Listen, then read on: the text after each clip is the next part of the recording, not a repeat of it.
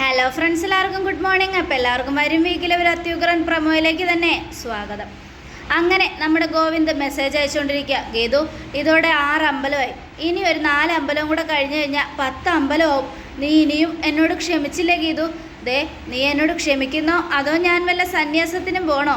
അത് കേട്ടതും ഗീതു എന്നാൽ പിന്നെ സന്യാസിക്കാൻ പോ, എന്നിട്ട് ഞാനിവിടെ വരാം, നമുക്ക് രണ്ടുപേർക്കും കൂടെ സന്യാസിമാരാവാം. പൂച്ച സന്യാസി, കള്ളൻ, എൻ്റെ ചക്കരക്കുട്ടൻ, ഉമ്മ എന്നൊക്കെ പറഞ്ഞുകൊണ്ട് ഗീതു ഗോവിന്ദൻ്റെ ഫോട്ടോയിൽ മൊബൈലിലൂടെ ഉമ്മ കൊടുക്കണം. എന്നിട്ട് ഗോവിന്ദനെ കുറിച്ച് ആലോചിക്കുക. എൻ്റെ കണ്ണേട്ടനെ വിട്ടുകൊടുക്കാൻ എനിക്ക് പറ്റില്ല, എൻ്റെ കണ്ണേട്ടനെ എനിക്ക് വേണം, എൻ്റെ കണ്ണേട്ടൻ എന്ന് വെച്ചാൽ എനിക്ക് ജീവനാണ്. അങ്ങനെ അമ്പലങ്ങൾ മുഴുവനും ചുറ്റിക്കറങ്ങി എൻ്റെ കണ്ണേട്ടൻ തിരിച്ചു വരുമ്പോൾ എൻ്റെ മനസ്സിലെ പ്രണയം ഞാൻ കണ്ണേട്ടനോട് തുറന്നു പറയണം. അതെങ്ങനെ പറ്റും, എങ്ങനെയാണ് പറയുക എന്നൊക്കെ ആലോചിച്ച് ഗീതു ഇങ്ങനെ ഇരിക്കണം. അതെ, എങ്ങനെയെങ്കിലും പറഞ്ഞേ പറ്റൂ. ഇനി കാത്തിരിപ്പിക്കാൻ വയ്യ. ഇനി കാത്തിരുന്ന എൻ്റെ കണ്ണേട്ടൻ എന്നെ മനസ്സിലാക്കാതെ പോവും. അതുകൊണ്ട് എല്ലാം തുറന്നു പറയണം, എല്ലാം തുറന്നു പറഞ്ഞ് എൻ്റെ കണ്ണേട്ടൻ്റെ മനസ്സിൽ ഇടം നേടണം എന്നൊക്കെ ആലോചിച്ചുകൊണ്ട് ഗീതു ഇങ്ങനെ ഇരിക്കുകയാണ്. അങ്ങനെ അവർ രണ്ടുപേരും ഒരുമിച്ച് കാണുക. അമ്പലത്തിൽ നിന്നും വന്ന ഗോവിന്ദനടുത്തേക്ക് നല്ലൊരു സുന്ദരിയായിട്ട് ഗീതു ചെല്ലുകയാണ്. ഗീതുവിനെ കണ്ടതും ഗോവിന്ദൻ്റെ മനസ്സ്, ഈശ്വര, ഇവളോട് ഇപ്പം തന്നെ പ്രണയം തുറന്നു പറഞ്ഞാലോ? ഇപ്പം ഞാൻ പറഞ്ഞാൽ ഇവളത് എങ്ങനെ ഉൾക്കൊള്ളും? ഇവളത് എങ്ങനെ സ്വീകരിക്കും? എൻ്റെ ഇഷ്ടം ഇവൾ മനസ്സിലാക്കുമോ? ഇല്ലെങ്കിൽ ഇവളെന്നെ ആട്ടിപ്പായിക്കോ? ഒരു പിടിയും കിട്ടുന്നില്ലല്ലോ എന്നൊക്കെ ആലോചിച്ചുകൊണ്ട് ഗോവിന്ദ് ഇങ്ങനെ നിൽക്കുക. കണ്ണേട്ടാ, എൻ്റെ മനസ്സിലെ ഇഷ്ടം കണ്ണേട്ടനോട് തുറന്നു പറയാൻ പോവാ ഞാൻ, അല്ലെങ്കിൽ വേണ്ട, അത് സർപ്രൈസ് ആവട്ടെ എന്നൊക്കെ ആലോചിച്ചുകൊണ്ട് ഗീതു ഇങ്ങനെ ഓരോ ഇതൊക്കെ ആലോചിച്ച് നോക്കുകയാണ്. എങ്ങനെ പറയണം? ആദ്യം ഐ ലവ് യു കണ്ണേട്ട എന്ന് ഒച്ചത്തിൽ വിളിച്ച് പറയണോ, അല്ലെങ്കിൽ ഓടിച്ചെന്ന് കെട്ടിപ്പിടിച്ച് കവളത്തൊരു ഉമ്മ കൊടുത്തിട്ട് പറയണോ എന്നൊക്കെ ഓരോന്നായിട്ട് ഇങ്ങനെ ആലോചിക്കുക. അതിനുശേഷം ഗീതുവിനൊരു ഐഡിയ തോന്നി. അതെ, എൻ്റെ ഇഷ്ടം ഇനി ഞാൻ അറിയിക്കാൻ പോകുന്നത് പേപ്പറിലൂടെയും ചോക്ലേറ്റിലൂടെയും ഒരു പാവയിലൂടെയൊക്കെയാണ് എന്നും പറഞ്ഞ് ഗീതു ഒരു പേപ്പറിൽ എഴുതി, ഫസ്റ്റ് വാഷ്റൂം, അതിൽ ഐ ലവ് യു കണ്ണേട്ടാ എന്നും ഗീതു എഴുതി അത് വാഷ്റൂമിൽ ഒട്ടിച്ചു വെച്ചു. അതിനുശേഷം ഒരു ഐ ലവ് യു എന്ന് എഴുതിയിട്ട് ഒരു പാവയും അതിനകത്തൊരു ഡയറി മിൽക്കും വെച്ചു. അത് അലമാരയ്ക്ക് ഗോവിന്ദ് ഡ്രസ്സ് എടുക്കാൻ തുറക്കുന്ന ആ ഭാഗത്ത് വെച്ചു. ഐ ലവ് യു കണ്ണേട്ട എന്ന് അതിലെഴുതിയിട്ടുണ്ടായിരുന്നു. ഇതേ സമയം പിന്നെ ഫ്രിഡ്ജിലും അങ്ങനെ പലയിടങ്ങളിലും I love you I love you I love you എന്ന് എഴുതി വെക്കുക നമ്മുടെ ഗീതു. അങ്ങനെ ബെഡ്റൂമിൽ കുറേ സ്ഥലത്തൊക്കെ എഴുതി വെച്ചു. ഫ്രിഡ്ജിൽ എഴുതിയിട്ടില്ല, ബെഡ്റൂമിൽ പലയിടത്തും എഴുതി വെച്ചു, ഗോവിന്ദ് കാണാൻ പാകത്തിന്. ഈ സമയം ഗീതു ആലോചിക്കണം, അതെ, എൻ്റെ കണ്ണേട്ടൻ വന്നു കഴിയുമ്പോൾ എൻ്റെ ഇഷ്ടം മനസ്സിലാക്കും, ഞാൻ കണ്ണേട്ടനെ എത്രത്തോളം സ്നേഹിക്കുന്നുണ്ടെന്ന് എൻ്റെ കണ്ണേട്ടൻ തിരിച്ചറിയും.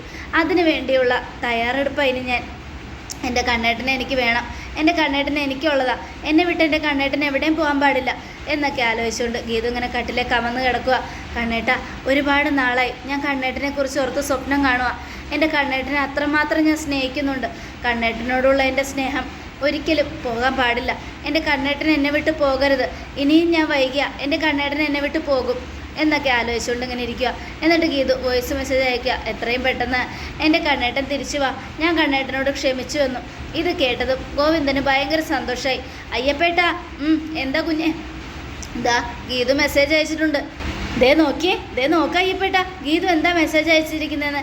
എന്നോട് ക്ഷമിച്ചു എന്നും അങ്ങോട്ട് വാന്നും പറഞ്ഞാൽ വിളിക്കുന്നേ. ആണോ? അപ്പം ഗീതു കുഞ്ഞ് പാവാം കുഞ്ഞെ. ഞാൻ പറഞ്ഞില്ലേ ഗീതു കുഞ്ഞൊരു പാവാണെന്ന്. എന്തായാലും ഗീതുവിന് കുഞ്ഞിൻ്റെ നിരപരാധിത്വം മനസ്സിലായി കാണും. ഇനി വീട്ടിൽ ചെന്ന് കഴിയുമ്പോൾ എന്നോട് ദേഷ്യപ്പെടാതിരുന്നാൽ മതിയായിരുന്നു. അല്ലെങ്കിൽ തന്നെ എന്നോട് ഭയങ്കര ദേഷ്യമായിരുന്നല്ലോ, ഞാനാണ് കുഞ്ഞിനെ കുടിപ്പിച്ചതെന്ന് പറഞ്ഞ്. അത് സത്യമല്ലേ? നിങ്ങളല്ലേ എന്നെ കുടിപ്പിച്ചത്. കുഞ്ഞെ, ഇങ്ങനെയൊന്നും പറയരുത്, സഹിക്കില്ല, ദൈവം പോലും പൊറുക്കില്ല കേട്ടോ, ഞാൻ കുഞ്ഞിനെ കുടിപ്പിച്ചിട്ടൊന്നുമില്ല എന്നൊക്കെ പറഞ്ഞ അയ്യപ്പൻ നായർ. ഇനിയെങ്കിലും എൻ്റെ മനസ്സിലെ പ്രണയം ഗീതുവിനോട് തുറന്ന് പറയണം അയ്യപ്പേട്ട. അതെങ്ങനെ പറയും? കുഞ്ഞിന് ധൈര്യമില്ലല്ലോ, പിന്നെ അതെങ്ങനെ പറയാനാ കുഞ്ഞെ? കള്ളു കുടിച്ചിട്ട് പോലും അത് പറയാനുള്ള ധൈര്യം കിട്ടിയില്ല. അതുകൊണ്ടാണ് ഞാൻ പറഞ്ഞത്. തുറന്നടിച്ച് അങ്ങോട്ട് പറഞ്ഞു കഴിഞ്ഞാൽ തീരാവുന്ന പ്രശ്നമേ ഉള്ളൂ. ഗീതുവിൻ്റെ മനസ്സിലും ഉണ്ടാവും കുഞ്ഞിനോടുള്ള ഇഷ്ടം. പക്ഷെ അത് തുറന്നു പറയാൻ കുഞ്ഞ് പറയട്ടെ എന്ന് കരുതി കാത്തിരിക്കുകയായിരിക്കും ഗീതു. ഇപ്പോൾ കുഞ്ഞെന്താ വിചാരിക്കുന്നത്? ഗീതു പറയട്ടെ എന്ന്. അതുപോലെ ഗീതുവും വിചാരിക്കുന്നുണ്ടാവും. അതുകൊണ്ടാണ് ഞാൻ പറഞ്ഞത്, നിങ്ങൾ എന്തെങ്കിലുമൊക്കെ ഒന്ന് തീരുമാനിച്ച് രണ്ടുപേരും പരസ്പരം ഇഷ്ടം തുറന്നു പറഞ്ഞില്ലെങ്കിൽ അവസാനം ഗീതു കൈവിട്ട് പോകുകയെ ഇല്ല. അങ്ങനെ എൻ്റെ ഗീതുവിനെ കൈവിട്ട് പോകാൻ ഞാൻ സമ്മതിക്കില്ല. പിന്നെ എങ്ങനെയാണ് കുഞ്ഞ് ഇഷ്ടം തുറന്ന് പറയാൻ പോകുന്നത്? എനിക്ക് അവളുടെ മുന്നിൽ പോയി നിന്ന് പറയാനല്ല അയ്യപ്പെട്ട പേടി. ഞാൻ അവളുടെ മുന്നിൽ ചെന്ന് നിന്ന് പറയില്ല. പിന്നെയോ? പിന്നീ കൂടെ പറയോ? ഏയ് അല്ല, ഞാൻ അവൾക്ക് വേണ്ടി ഒരു സൂത്രം എടുത്തു വെച്ചിട്ടുണ്ട്. എന്ത് സൂത്രമാണ്? ഓ, കിളവൻ്റെ ഒരു ആഗ്രഹം കണ്ടില്ലേ ഇതൊക്കെ കേൾക്കാൻ? അല്ല, നാണോ ഇല്ലേ ഈ വയസ്സാം കാലത്ത് ഇതൊക്കെ ചോദിക്കാൻ? ഒരാകാംക്ഷ ഉണ്ടല്ലേ? എൻ്റെ കല്യാണമൊന്നും കഴിഞ്ഞിട്ടില്ലല്ലോ. അപ്പോൾ നിങ്ങളൊക്കെ ഇങ്ങനെ ചെയ്യുമ്പോഴല്ലേ ഈ വയസ്സിനൊരു സന്തോഷം. പറ കുഞ്ഞേ. ദേ ഇതാണ് ആ സാധനം. ഇതെന്താ? ഇതാണ് പെൺഡ്രൈവ്.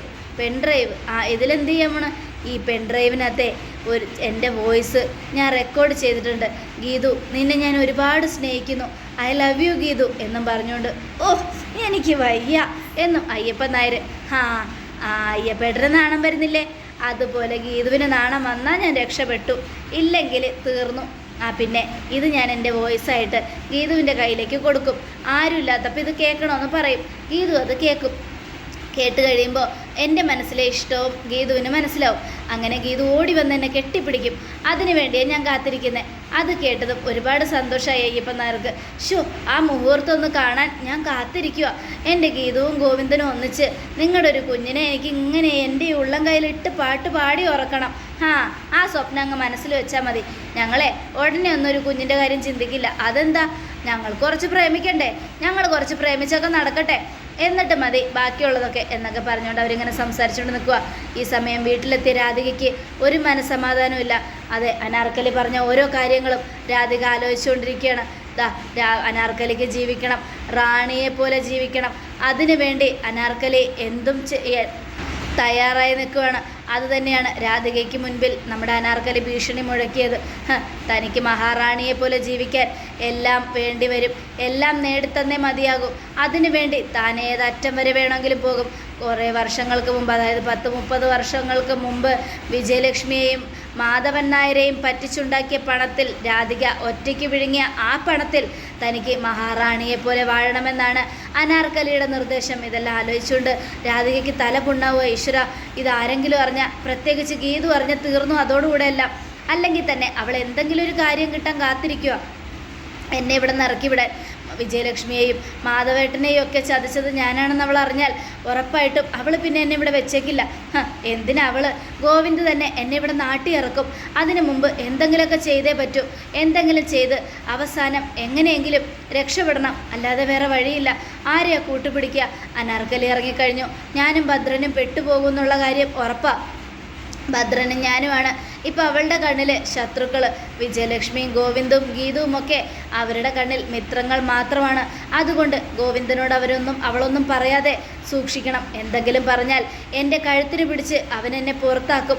പിന്നെ അറയ്ക്കലിൽ ഞാനില്ല. ഇത്രയും നാളും ഞാൻ കഷ്ടപ്പെട്ടുണ്ടാക്കിയതൊക്കെ തിരിച്ചു കൊടുക്കാൻ എനിക്കാകില്ല. അനാർക്കലി ആവശ്യപ്പെടുന്നത് എന്താണോ അത് ഞാൻ കൊടുക്കില്ല. അങ്ങനെ കൊടുക്കാൻ എനിക്ക് പറ്റില്ല. അത് കൊടുക്കാതെ തന്നെ അവളെ കയ്യിലെടുക്കണം. അതിനുവേണ്ടി ഏതറ്റം വരെ പോകേണ്ടി വന്നാലും ഈ രാധിക പോകും. ഭദ്രനും രാധികയും കൂടെ ചേർന്ന് അനാർക്കലിയെ കൊല്ലേണ്ടി വന്നാൽ കൊല്ലും എന്നൊക്കെ രാധിക മനസ്സിലാലോചിക്കുകയാണ്. ഈ സമയം ഗോവിന്ദ് ഗീതുവിനെ കാണാനായിട്ട് വരാൻ പറയുക. ഗീതുവിനോട് കാണണമെന്നൊക്കെ പറയാം. അങ്ങനെ ഗീതു നല്ല ഡ്രസ്സൊക്കെ കൊടുത്ത് നല്ല സുന്ദരിയായിട്ട് സ്വപ്നത്തിൽ ആലോചിച്ച പോലെ തന്നെ പോവുക ഗോവിന്ദൻ്റെ അടുത്തേക്ക്. അപ്പോൾ ഗോവിന്ദ്, ഗീതു, നീ എന്നോട് ക്ഷമിക്കുമോ? എന്തിന്? ഞാനെന്തിനാ ക്ഷമിക്കുന്നേ? ഇന്നലെ രാത്രി മൂക്കറ്റം കുടിച്ചിട്ട് കണ്ണേട്ടൻ എന്തൊക്കെയാണ് വിളിച്ചു പറഞ്ഞെന്ന് വല്ല ഓർമ്മയുണ്ടോ? അത് പിന്നെ ഗീതു, ഞാൻ പറഞ്ഞില്ലേ, കുടിച്ചു പോയി. അതെ, എല്ലാത്തിനും കാരണം ആ പരട്ടക്കിളവനാ. അത് കേട്ടതും അയ്യപ്പേട്ടനെ കുറ്റമൊന്നും പറയണ്ട. കണ്ണേട്ടനും ഒട്ടും മോശമൊന്നുമല്ല. അയ്യപ്പേട്ടൻ വേണ്ടാന്ന് പറഞ്ഞാലും കണ്ണേട്ടനും ഒഴിച്ചതാന്ന് പറയും. അതിനുവേണ്ടിയല്ലേ ഞങ്ങളെ മനഃപൂർവ്വം അവിടെ നിന്ന് പറഞ്ഞു വിട്ടത്. എന്നെ ഹോസ്പിറ്റലിൽ വിട്ടിട്ട് ഞാൻ ഹോസ്പിറ്റലിലിരിക്കുന്ന സമയത്ത് കൂത്തടിച്ച് നടക്കാമെന്ന് കരുതിയല്ലേ? സമ്മതിക്കില്ല ഞാൻ.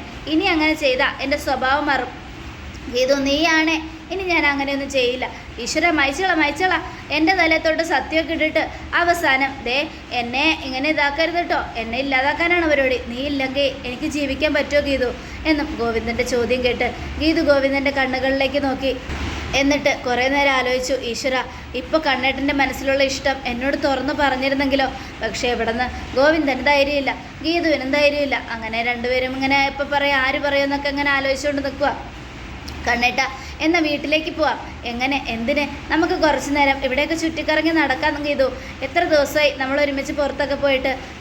അതിപ്പോഴെങ്കിലും തോന്നുന്നുണ്ടല്ലോ, കണ്ണേട്ടന് എന്നോടൊപ്പം പുറത്തൊക്കെ വരാൻ തോന്നുന്നുണ്ടല്ലോ എന്നൊക്കെ ചോദിക്കുകയാണ്. അത് പിന്നെ ഇല്ലാതിരിക്കുമോ?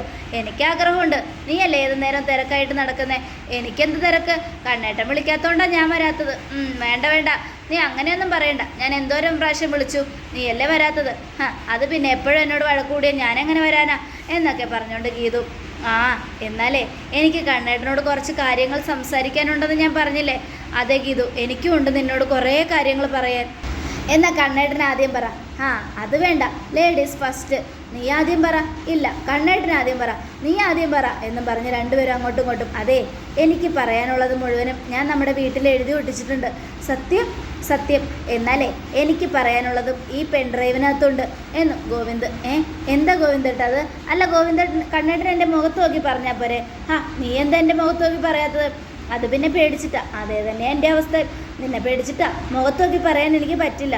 അതുകൊണ്ടാണ് ഗീതു എല്ലാം ഞാൻ ഈ പെൺഡ്രൈവിലാക്കിയിട്ടുള്ളത്. എൻ്റെ ശബ്ദം ഇതിനകത്തുണ്ട്. ഇത് നീ കേൾക്കണം. ആരും ഇല്ലാത്തപ്പോൾ നീ മുറിയിലിരുന്ന് ഒറ്റയ്ക്ക് കേൾക്കണം. എന്നിട്ട് ഇതിനുള്ള മറുപടി എനിക്ക് തരണം. ശരി കണ്ണേട്ടാ എന്നും പറഞ്ഞ് ഗീതു അത് മേടിക്കുക. ഹായ്, ഇതിനകത്ത് കണ്ണേട്ടൻ എന്നെ ഇഷ്ടമാണെന്ന് പറഞ്ഞിട്ടുള്ള വോയിസ് ആയിരിക്കും. അതെ, ഇത് കേട്ടിട്ട് വേണം കണ്ണേട്ടനോട് വീട്ടിലെ അലമാരയൊക്കെ തുറന്നു നോക്കാൻ പറയാൻ. എന്തായാലും സന്തോഷമായി, എനിക്ക് ഒരുപാട് സന്തോഷമായി എന്നൊക്കെ പറഞ്ഞുകൊണ്ട് നിൽക്കുക. ഇതേസമയം രാധിക ഭദ്രനെ വിളിക്കുകയാണ്. ഹലോ രാധികാമ്മേ. ഭദ്ര, ഞാനൊരു പ്രധാനപ്പെട്ട കാര്യം പറയാൻ വേണ്ടിയാണ് തന്നെ വിളിച്ചത്. എന്താ രാധികാമ്മേ? എന്നെ അനാർക്കലി വിളിച്ചിരുന്നു. അത് കേട്ടതും ഭദ്രൻ ഞെട്ടി. എന്നെയും അവർ വിളിച്ചിരുന്നു. എന്നിട്ട് അവരെന്താ രാധികാമ്മയോട് പറഞ്ഞത്? എന്ത് പറയാൻ, അവൾക്ക് സുഖമായിട്ട് ജീവിക്കണമെന്ന്. ഇത്രയും നാളും ജയിലിൽ അനുഭവിച്ചതൊക്കെ ഡബിൾ മടങ്ങ് സന്തോഷമായിട്ട് അവൾക്ക് കിട്ടണമെന്ന്. അവൾ വെളിയിലിറങ്ങിയാൽ മഹാറാണിയെ പോലെ ജീവിക്കണമെന്ന്. അതിന് വേണ്ടുന്ന പണം നമ്മൾ രണ്ടുപേരും കൊടുക്കണമെന്ന്. ഞാനോ? എൻ്റെ കയ്യിൽ എവിടുന്ന രാധികാമ്മേ ഇത്രയും പണം? ഞാനേ ആരെങ്കിലുടെയൊക്കെ പിച്ചച്ചട്ടിയിൽ കൈയിട്ട് വാരിയിട്ടാണ് ജീവിക്കുന്നത്. അതിനിടയിൽ എനിക്ക് എവിടുന്ന കാശ്? അത് നമ്മളുണ്ടാക്കി കൊടുക്കണമെന്നാണ് അനാർക്കലി പറയുന്നത്. അതല്ല, നമ്മളുണ്ടാക്കി കൊടുത്തില്ലെങ്കിൽ നമ്മുടെ കള്ളക്കളികളൊക്കെ അവൾ ഗോവിന്ദനോട് തുറന്നു പറയുമെന്ന്. അറിയാലോ, ഗോവിന്ദൻ ഇതറിഞ്ഞു കഴിഞ്ഞാൽ എന്നോടവൻ ക്ഷമിക്കും, പക്ഷെ തന്നോടവൻ ക്ഷമിക്കില്ല. അതുകൊണ്ട് താൻ സൂക്ഷിക്കണം ഭദ്ര. എത്രയും പെട്ടെന്ന് പണം ഉണ്ടാക്കി അവൾക്ക് കൊടുക്കാൻ നോക്ക്, ഇല്ലെങ്കിൽ നമുക്ക് പണി കിട്ടും. അത് കേട്ടതും ഒന്ന് പോരാ അധികമേ, എന്നെയാണോ നിങ്ങൾ പേടിപ്പിക്കാൻ നോക്കുന്നത്? പണം വേണമെങ്കിലേ നിങ്ങൾ കൊടുത്താൽ മതി. മാധവൻ സാറിനെ പറ്റിച്ച് എല്ലാ പണവും തട്ടിയെടുത്തത് നിങ്ങളല്ലേ, അല്ലാതെ എനിക്ക് ചില്ലിക്കാശൊന്നും നിങ്ങൾ തന്നില്ലല്ലോ. വല്ല നക്കാപ്പിച്ച തന്നു കാണും, ഞാൻ ആരോടും പറയാതിരിക്കാൻ. പക്ഷെ എല്ലാ സ്വത്തും തട്ടിയെടുത്ത് മാധവൻ നായരെയും കൊന്നിട്ട് അവസാനം ഒന്നും അറിയാത്ത പോലെ നടക്കുന്നത് നിങ്ങളാ. ശിക്ഷ കിട്ടുമ്പോൾ ഏറ്റവും വലിയ ശിക്ഷ കിട്ടാൻ പോകുന്നത് നിങ്ങൾക്കാ. ഭദ്ര വേണ്ട, ഞാൻ പറഞ്ഞത് എനിക്ക് കാശുവിൻ്റെ ആവശ്യമുള്ളതുകൊണ്ടല്ല. ദേ അവള് അനാർക്കലി അവളെൻ്റെ മനസമാധാനം ഇല്ലാതാക്കുന്നു. അവളെ സമാധാനത്തോടെ ഉറങ്ങാൻ സമ്മതിക്കരുത്. അവൾ പുറത്തിറങ്ങിയാൽ അവളെ കൊല്ലണം. ഞാനില്ല. ഇനി ഒരാളെ കൂടെ കൊന്നിട്ട് മനുഷ്യൻ്റെ സമാധാനം കളയാൻ ഞാനില്ല. ദേ ഒരു കാര്യം ഞാൻ പറഞ്ഞേക്കാം രാധികാമ്മേ, നിങ്ങൾ കാരണം ഇപ്പം മനുഷ്യൻ്റെ സമാധാനം പോയത്. 30 വർഷം മുമ്പ് വിജയലക്ഷ്മിയെയും ആ അനാർക്കലിയെയും മാധവൻ നായരെയും ചതിച്ചു നിങ്ങൾ ഒറ്റൊരുത്തി കാരണമാണ് ഇത്രയും പ്രശ്നം ഉണ്ടായത്. എന്തായാലും എല്ലാം തട്ടിയെടുത്തതിന് ശേഷം നിങ്ങൾ മാധവൻ സാറിനെ കൊന്നത് ഒട്ടും ശരിയായില്ല. ഭദ്ര, ഞാൻ എന്തിനാ മാധവേട്ടനെ കൊല്ലുന്നേ? മാധവൻ സാറിനെ കൊന്നാലല്ലേ നിങ്ങൾക്ക് സ്വത്തുക്കളൊക്കെ കിട്ടും. നാളെ നിങ്ങളുടെ എല്ലാ കാര്യങ്ങളും അറിയുന്ന എന്നെയും നിങ്ങൾ കൊല്ലില്ല എന്ന് എന്താ ഉറപ്പ്? ദേ എൻ്റെ ഭാര്യയ്ക്ക് സുഖമില്ലാതെ കിടക്കുക. അതുകൊണ്ട് ഞാൻ ഹോസ്പിറ്റലിലാണ്. ഇവിടെ വെച്ച് അവരെന്നെ വിളിച്ചായിരുന്നു. എനിക്ക് അവരോട് ആരാണെന്നൊക്കെ മനസ്സിലായി. പക്ഷെ ഞാൻ എന്തായാലും അങ്ങനെയൊന്നും വഴങ്ങി കൊടുക്കാൻ പോകുന്നില്ല. അവരെന്തൊക്കെ പറഞ്ഞാലും ഞാൻ എൻ്റെ കയ്യിൽ നിന്ന് ചില്ലി കാശ് പോലും കൊടുക്കില്ല. എന്നെ ജയിലിലാക്കുകയോ ഇല്ലെങ്കിൽ കെട്ടിയിടുകയോ പൂട്ടിയിടുകയോ എന്താണെന്ന് വെച്ചാൽ ചെയ്തോട്ടെ, എനിക്ക് ഒരു പ്രശ്നവുമില്ല എന്നൊക്കെ പറഞ്ഞ് ഭദ്രൻ ഇങ്ങനെ നിൽക്കണത് കേട്ടത് രാധിക, ഭദ്ര നമ്മൾ രണ്ടുപേരും അവളെ ചെന്ന് കാണണം. ആ അനാർക്കലിയെ. എന്തിന്? ഞാനെങ്ങും വരുന്നില്ല, എനിക്ക് അവളെ കാണേണ്ട ഒരാവശ്യമില്ല എന്നും ഭദ്രൻ. ഇത് കേട്ടതും രാധികയ്ക്ക് കലി കയറുകയാണ്. രാധിക ഫോൺ കട്ട് ചെയ്തിട്ട്, ശേ ഇത്രയും കോടി രൂപ ഞാൻ എവിടെ നിന്ന് ഉണ്ടാക്കും?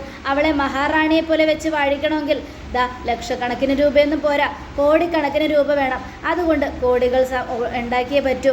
എങ്ങനെയെങ്കിലും കണ്ണനെ പറ്റിക്കണം. വരുണിനോട് കാര്യം പറഞ്ഞാലോ? വേണ്ട, ഈ വീട്ടിൽ ആരും ഒന്നും അറിയാൻ പാടില്ല എന്നൊക്കെ ആലോചിച്ചുകൊണ്ട് രാധിക ഇങ്ങനെ നിൽക്കുവാണ്. ഈ സമയം ഗോവിന്ദ് വീട്ടിലെത്തി. അതെ, വാഷ്റൂം ആദ്യം തുറക്കോ, അലമാര ആദ്യം തുറക്കോ, ഇല്ലെങ്കിൽ ഗീതു ഒട്ടിച്ചു വെച്ചിരിക്കുന്ന വേറെ ഏതെങ്കിലും ഭാഗത്തുള്ള ഇത് ഐ ലവ് യു എന്നുള്ളത് കാണോ എന്നൊക്കെ തീർച്ചയായിട്ടും കാത്തിരുന്ന് തന്നെ കാണാം. അതേ പ്രേക്ഷകർ, അപ്പോൾ നടക്കാൻ പോകുന്ന അടിപൊളി വിശേഷമാണ്. തൻ്റെ മനസ്സിലെ പ്രണയം ഒരു പെൻഡ്രൈവ് വഴി, അതായത് ഒരു വോയിസ് റെക്കോർഡ് വഴി ഗോവിന്ദ് ഗീതുവിനെ കേൾപ്പിക്കുകയാണ്.